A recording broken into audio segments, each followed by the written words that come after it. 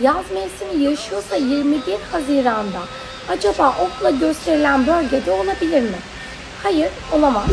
Neden? Çünkü okla gösterilen bölge Güney Yarımküre ve Güney Yarımküre 21 Haziran'da ne yaşamayacaktır?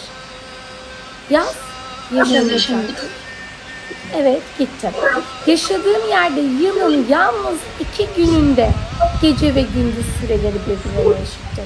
Şimdi yılda 2 kez diyor. 2 gününde gece ve gündüz süreleri birbirlerine eşittir.